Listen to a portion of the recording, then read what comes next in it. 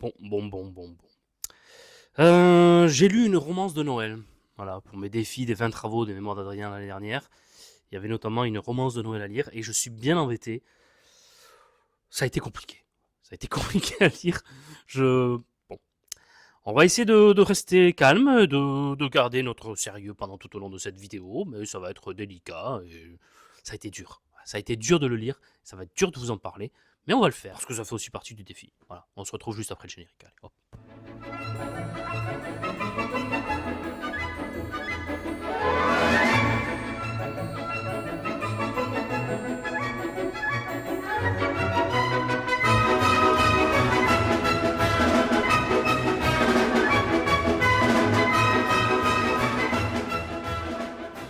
J'en ai peut-être un petit peu fait trop, mais franchement non, ça a été vraiment un vrai calvaire.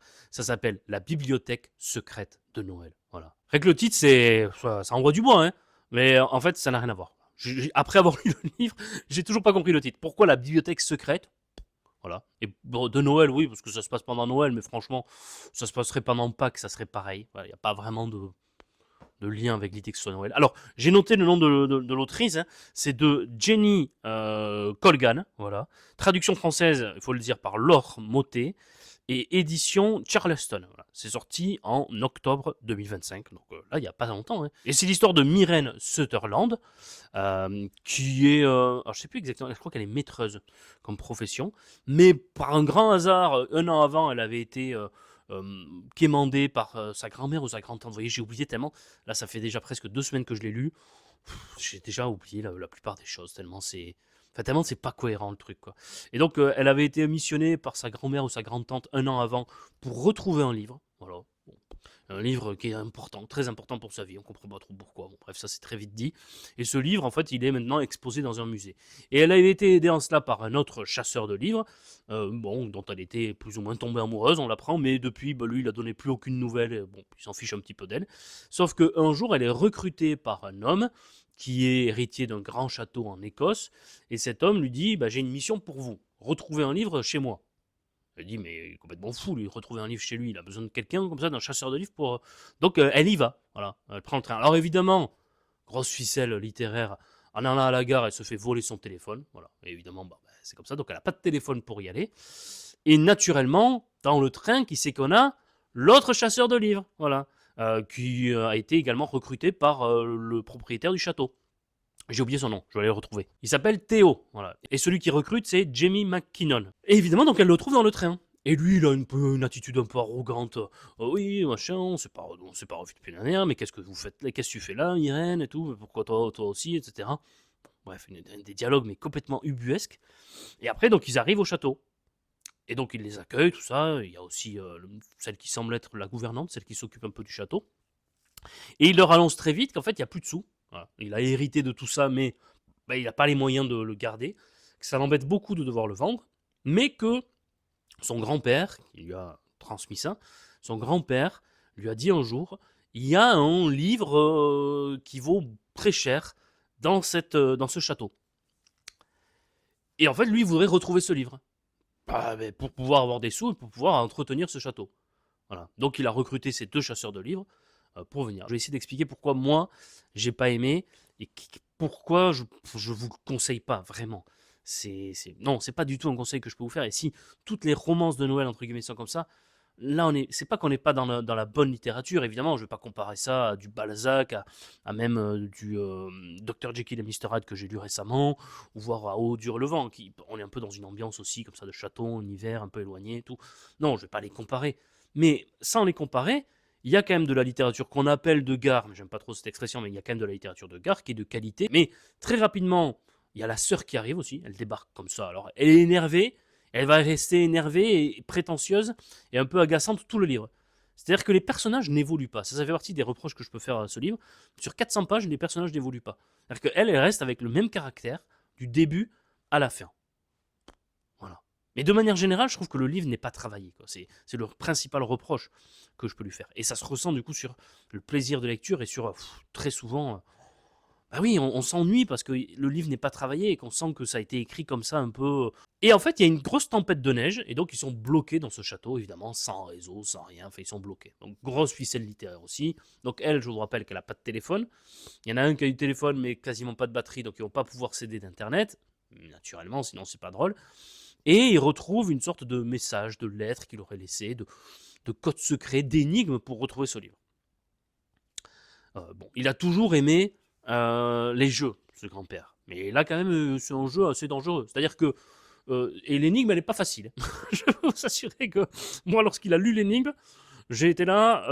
Alors, je veux bien que je suis mauvais. Je rappelle pour ceux qui suivent mes vidéos régulièrement que je ne comprends jamais rien quand je regarde une série policière. C'est-à-dire que même Colombo, malgré qu'au début on sait qui c'est qui a tué, moi même à Colombo, je sais pas qui c'est. À la fin, je suis là. Non, c'est lui. Mais c'est pas possible. Mais je croyais que c'était l'avocat, mais comment ça se fait que ce soit... Non, mais Adrien, on le voit au début. Ouais, mais bon, je pensais qu'au début c'était un piège. Enfin, je sais pas. Mais non, voilà. Donc c'est pour vous dire, même à Colombo, moi je sais pas. Mais là, pour le coup, je me suis dit, non, c'est quand même pas moi. Là, c'est vraiment une énigme impossible. Donc le grand-père, c'est un joueur ultime. C'est-à-dire qu'il met en jeu l'avenir de son château, l'avenir de l'héritage du petit-fils, comme ça, sur une énigme impossible à résoudre. Mais parce qu'en fait, le fils explique, oui, non, mais c'est normal, parce que ma mère, en fait, il se dit que s'il lui avait confié l'existence de ce livre, ben, ma mère, elle aurait tout dépensé dans des vêtements. Beau portrait de la mère. Hein. Un très beau portrait de la mère. Et d'ailleurs, la fille lui dit, bon, quand même, elle exagère. Non, elle l'aurait fait. Ah oui, d'accord, ok, bon, très bien. Belle relation filiale maternelle. Mais on se dit, mais le grand-père, s'il n'avait pas confiance en sa fille, ben, il avait qu'à en parler à son fils. Parce que son fils, il n'aime apparemment pas sa mère. Donc c'est pas son fils qui allait lui dire à sa mère, et dis donc, maman, t'as vu, il y a un livre qui vaut super cher. Mais non, parce qu'il pense la même chose de sa mère, et le grand-père le savait. Donc là, déjà, c'est pas cohérent. Le grand-père, il avait qu'à dire, bon, mais quand je serai mort, il y a ce livre, regarde, que si vraiment t'as pas les moyens d'entretenir ce château, bon, ben il y a ce livre qui va te permettre d'avoir beaucoup d'argent. Voilà. Et faire du débat.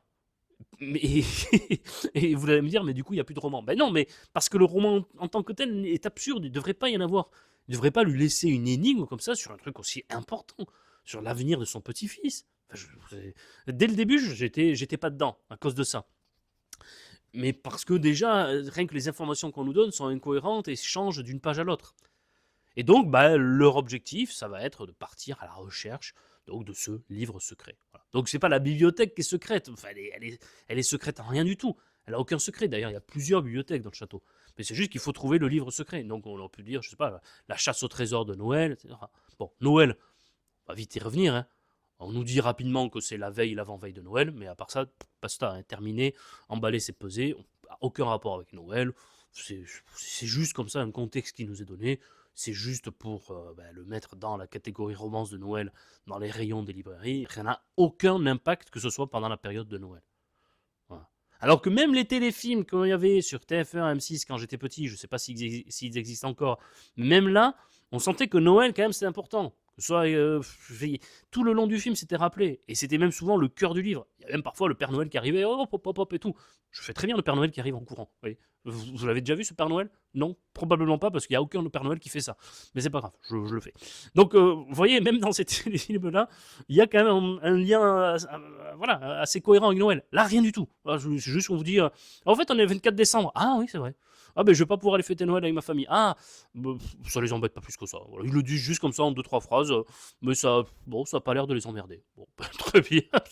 Non mais très bien, hein, si vous avez pas envie d'aller avec votre famille. Alors l'autre, sa mère, elle allait s'acheter des vêtements et tout. L'autre, elle dit, de toute façon, ma famille, ils ont pas envie de me voir. Ah ben pourquoi tu y aller alors? Et donc en fait, bon, ils s'en foutent. Ils vont pas pouvoir fêter Noël avec leur famille. Bon, ça a pas l'air de les affecter. Et ce qui m'a dérangé profondément, c'est l'absence de travail dans la construction de ce livre. C'est-à-dire que ce livre, on a l'impression que elle s'est lancée, alors comment elle s'appelle déjà? Elle s'appelle Jenny Colgan. Voilà. Jenny, elle s'est lancée. C'est-à-dire que l'auteur s'est lancé dans l'écriture de ce livre. Et il a commencé la première page et puis après il est parti. C'est-à-dire qu'il n'a pas, on sent que contrairement à d'autres livres, il n'a pas préparé de fiches personnages avec personnalité, caractère, et avec ce qu'il peut dire de cohérent par rapport à sa personnalité, par rapport à ce qu'on nous dit de lui ou d'elle, et puis ensuite l'évolution des personnages jusqu'au bout. Non, il a lancé, il a trouvé 3-4 personnages, et il est parti, et en fonction des chapitres ou des situations, il leur fait dire des choses, mais pas en cohérence avec ce qu'ils sont ou ce qu'ils sont censés être. C'est-à-dire qu'elle, on nous dit qu'elle est censée être timide, très rapidement, Elle arrive dans le château, elle fait des remarques, mais pas du tout de quelqu'un de timide. Alors qu'elle dit au début, j'ai du mal à parler aux gens, je suis très introvertie, etc. Elle arrive au château, elle dit, bah dis donc, vous manquez pas d'argent ici. Bah, t'es censé être introverti, qu'est-ce que tu fais cette réflexion? Quelqu'un qui t'accueille, qui t'emploie, et je veux dire, tu fais pas ça. Voilà. Et l'autre, on nous le présente, Théo, l'autre chasseur de livres, comme quelqu'un de brillant. Ah ben heureusement qu'il est brillant, j'ai envie de dire. Parce que pendant tout le livre, il sert à rien. Voilà. Il est là juste pour faire l'idiot. Il est là juste pour rappeler l'histoire de l'année dernière. Mais on se demande bien comment l'année dernière il a pu aider pour retrouver le livre parce qu'il est catastrophique, il est très mauvais, mais il est pire que moi. C'est-à-dire que même lui, à la fin de Colombo, même avec l'explication, avec le mec qu'on voit arrêter, à la fin au générique, il dit mais c'était qui l'a tué finalement? Bah, tu t'as pas fait les menottes et tout. Ouais, mais bon, je sais pas moi. Enfin voilà. Non, mais Théo, réveille-toi. Et il est archi mauvais. Il trouve rien. Il est nul, nul de chez nul. Même moi, parfois, je comprenais des choses que Théo, il avait pas encore compris. C'est dire. Voilà. Donc Théo, réveille-toi.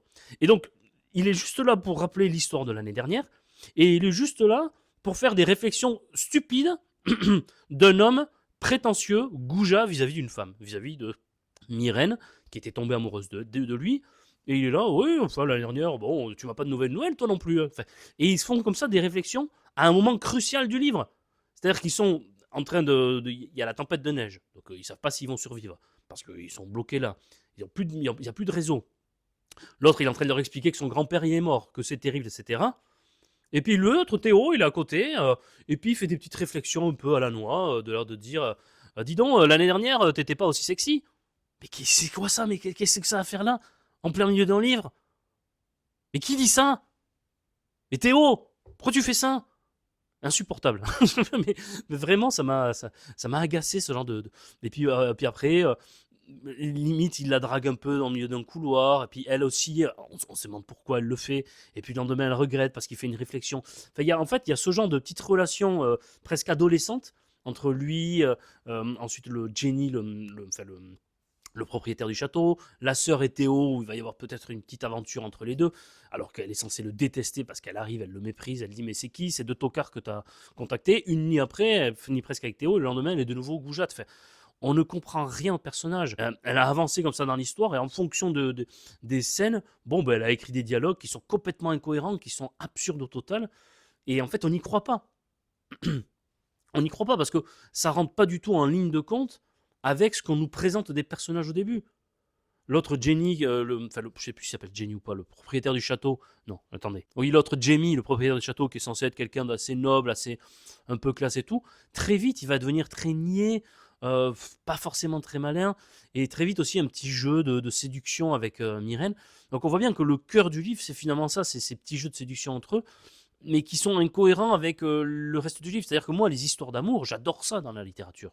Je trouve ça génial. Mais il faut que ce soit bien fait. Il ne faut pas que ce soit comme ça, un peu enfantin, un peu niais, ou des petites phrases, mais absolument ridicules. Mais je vous assure, je ne peux pas vous les citer là, parce que je ne les ai pas notées, les phrases, mais il y a des dialogues, mais oh là là, enfin je veux dire, c'est insupportable à suivre ces dialogues-là. Genre à un moment donné, ils sont obligés de s'habiller parce qu'ils ont super froid, et puis elle met un pull en laine et tout, et l'autre il lui dit ah mais c'est dommage, avec ce pull on peut pas deviner ce qu'il y a dessous. C'est quoi cette réflexion? Mais et en fait on est à ce niveau-là, quoi. Donc c'est pas que c'est pas bien par rapport à l'histoire ou par rapport au style, je veux pas être sévère avec un style pareil, enfin je veux dire c'est pas le jeu. Et j'attends pas qu'il y ait de la philosophie, mais j'attends que euh, pas de passer un bon moment forcément, mais de suivre l'histoire, d'être dedans, qu'il y a des personnages cohérents, qui se suivent, qui sont qui sont cohérents avec ce qu'on nous présente de au début, qu'ils évoluent malgré tout, mais qu'ils évoluent dans un sens plutôt classique, qu'ils ne reviennent pas en arrière après. Vous voyez tout ça. C'est-à-dire que même que actuellement c'est le grand débat, la femme de ménage, tout le monde qui aime lire des classiques s'amuse un peu à critiquer violemment la femme de ménage. Mais la femme de ménage, moi je l'ai lu, j'ai pas aimé. Pour autant, j'ai pas passé un mauvais moment parce que c'est cohérent. Voilà, il n'y a pas de grand retournement de situation, il n'y a pas de frisson, on, on suppose plus ou moins à l'avance tout ce qui va se passer, mais c'est cohérent. Donc ça se lit, vous voyez.